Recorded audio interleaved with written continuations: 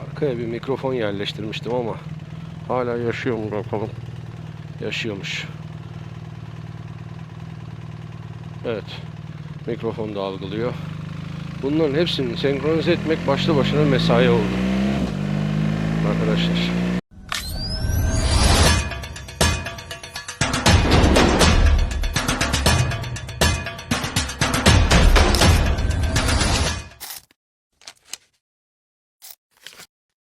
...18-19 derece bir hava var. Yağmur göstermiyor ama böyle puslu bir hava var bugün. Şöyle dedim bir yukarılara doğru, yeşillere doğru gidelim. Özellikle hafta içini seçtim. Çok kalabalık oluyor. Hiçbir şey anlamıyorsunuz. Şu an tahmin ediyorum ki kalabalık olmayacaktır.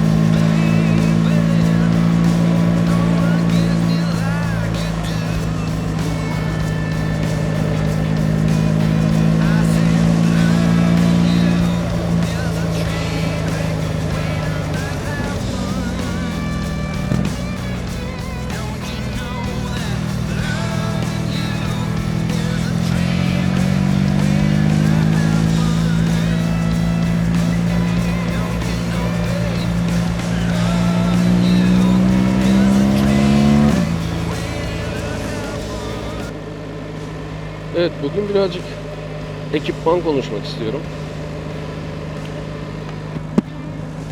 Şimdi malum motosiklet satışları %50 artmış geçen seneye göre. 7 milyona yakın motosiklet varmış gibi bir sürü rakamlar var. Doğrudur, çok fazla motosiklet var. Ekipman almaya çalışan, yolda görüyorum işte kask vesaire bir şekilde edinmeye çalışan insanlar var. Öncelikle bunu edinme zaten bir iyi niyet göstergesi ama çok fazla ticaretin olduğu yerde çok fazla da hile var. Maalesef biz toplum olarak bu konuda ahlak yoksunu olduğumuz için ticari konuda. Ya bunu benim vatandaşıma satmayayım, bu adamı korumaz, getirtmeyelim bunu, bir üstünü getirtelim. Ne yapalım artık? Onu alsınlar, çabalasınlar. Değil de şey arasın yaramasın, önemli değil kafası var. Bu mantıklı değil. Yani güvenlik ekipmanı sattığınız için mantıklı değil arkadaşlar. Tişört satmıyorsunuz ki. Anlatabiliyor muyum? Ya en ucuz maliyetli tişörtü getirelim, insanlar sahip olsun değil bu. Güvenlik ekipmanı satıyorsunuz. O yüzden siz bunda belli bir standartın altını getiremezsiniz. Ama standart deyince sanırım Türkiye'de karşılığı olmayan bir kelime bu. Standart diye bir şey yok biliyorsunuz. O yüzden yolda görüyorum kask olsun diye kask takıyorlar. İşte o polis savar dedikleri, polis gördüğü zaman ya kaskı var ellemeyelim diyeceği tarzda herhalde, ki onlara da standartlar getirildi biliyorum. Yani her türlü kask takmış sayılmayacak dediler. Tabi uyguluyorlar mı uygulamıyorlar mı bilmiyorum. Uygulasalar polis linç oluyor. Uygulamasalar benim gibi işte ya böyle kask mı olur diyenler konuşuyor. Böyle karman çorman bir ortam söz konusu memlekette. Ama ben tüm bunlardan ayrı olarak şunu söylemek istiyorum. Şimdi ekipmanda memlekette birkaç tane büyük firma var. Her türlü ekipmanın iyisini, güzelini, kalitelisini getirmeye çalışan. Yalnız orada da şöyle bir şey var. Ya ben anlam veremiyorum. Bu firmaların distribütörleri bunlar arkadaşlar. Bakın distribütör, yani Türkiye'deki getirebilecek yetkili kişi bu. Ya bir ekipman sanki nasıl diyeyim, tekleme getiriyorlar gibi. Yani işte 2 tane X-Large bulduk, alalım hadi. İşte örnek veriyorum, Belçika'da bir mağazada satılmamış, Türkiye'de satar diye mi getiriyorlar? Yani soruyorsun, örnek vereyim, benim takım giydiğim zaman pantolon kısmında normalde pantolonlar 3 beden. Normal, long, short. Yani long ile short arasında 7 santim var. Çoğu firma için söylüyorum. Belki bazılarında 10'dur, bazılarında 6'dır, bilemem de. 7 santim civarı bir fark var. Ben short olanı tercih ediyorum. Daha muntazam duruyor. Yok. Yok yani. Hadi çok spesifik bir şey istedik. Beden de yok.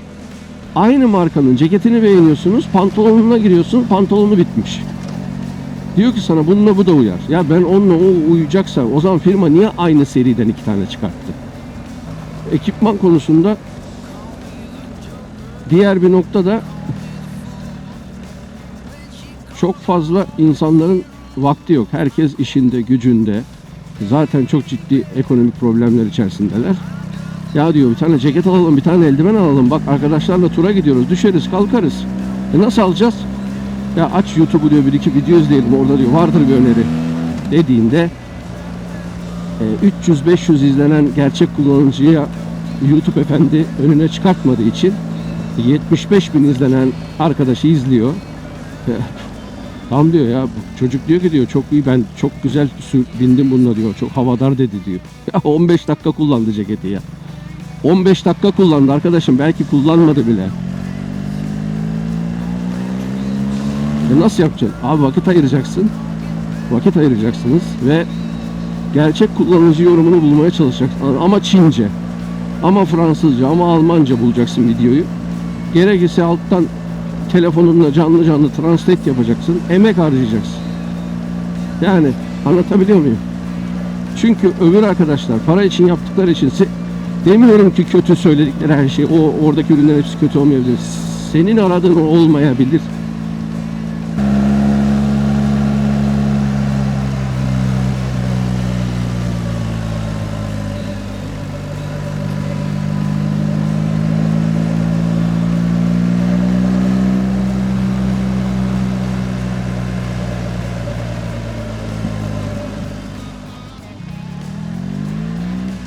Arkadaşlar bizim ülkemizin Akdeniz bölgesinde giyilebilecek 3 mevsim diye bir ekipman yok. Mecbur yazlık bir ekipmanınız olması lazım. Yazlık ekipmandan kastımı da burada söyleyeyim, tamamen file olması lazım. Hatta yani bazı Ege bölgelerinde bile gerekli olabilir. Çünkü yazın her yer artık çok sıcak oluyor, nemli oluyor. Motosiklette üşümemeniz ve terlememeniz lazım. Bu size artı bir stres yaratır, heyecan yaratır, sabırsızlık hissiyatı gelir. Bir an önce yol bitsin hissiyatı gelir, trafikte bir önündeki çabuk gitse ya hissiyatını getirir ve bunlar da size hata yapmaya sevk eder.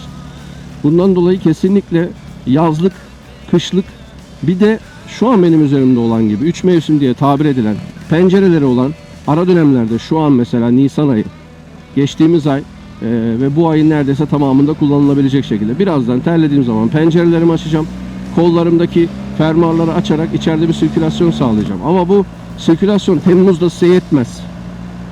Ya da şöyle söyleyeyim, yazlık olanı da kalkıp şu an giyemezsiniz. Çünkü şu an yüksek rakımlı bir yere doğru çıkıyorum. Yüksek rakımlı bir yere çıkarken eğer onu giyerseniz üşümeye başlarsınız. Bu sefer üzerine bir şey giyersiniz. Saçma sapan bir işe dönüşür.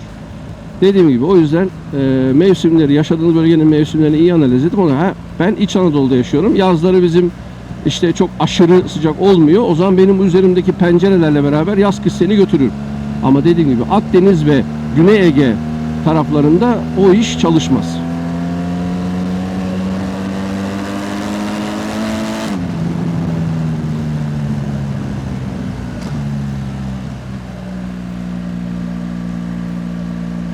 Botlara gelirsek, botlarda da durum aşağı yukarı aynı. Daha önce ilgilenenler biliyorlardı. Gore-Tex diye bir malzeme var. Bu malzemeyle alakalı bir örnek veriyorum. Gore-Tex ceket, pantolon takımı aldığınız zaman bu onun tam olarak sizi üşütmeyecek bir kışlık takım olduğu manasına gelmiyor. Orada bir yanılgı oluşmasın. Arkadaşlar, o yağmur, yani su geçirmeyeceğini, rüzgar geçirmeyeceğini söylüyor ama üşümeyeceğiniz manasına gelmez. İçine bir takviye yapmanız gerekebilir.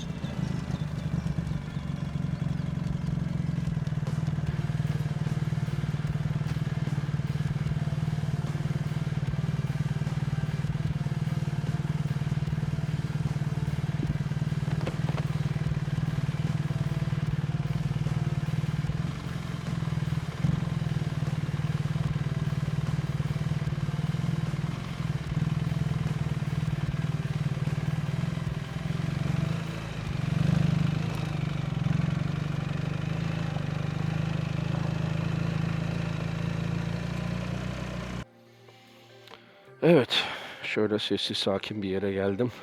Dediğim gibi hafta içi olduğu için çok sakin, sessiz.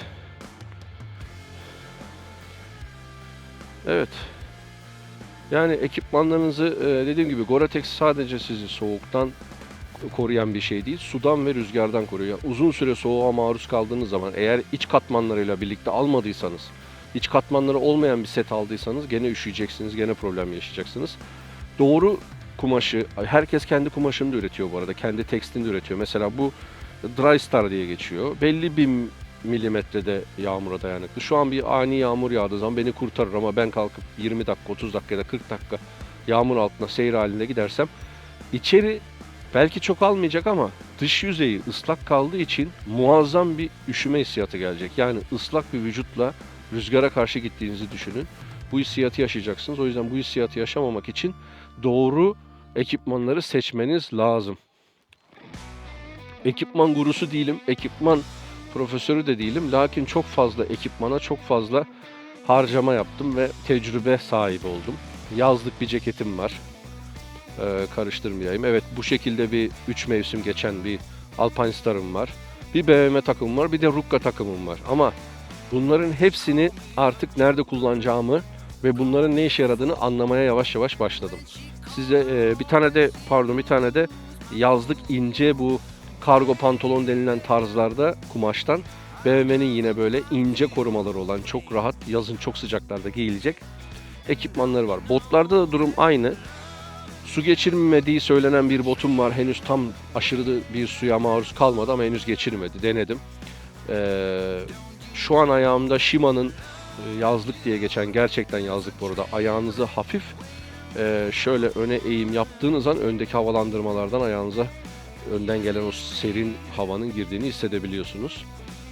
O da çok güzel. Ondan da bu ayağımdakilerden de çok memnunum ama Gore-Tex bana garantili bir şekilde su geçirmeyeceğini garanti edecek bir bota ihtiyacım var. Yapacağım turlarda yağmur yağdı diye turu kesemem, bitiremem ya da o an uzun süren bir yağmursa programımın da gerisinde kalmak istemem. O yüzden dediğim gibi yağmur geçirmeyeceğinden emin olduğum ekipmanlar konusunda da hazırlık yapıyorum.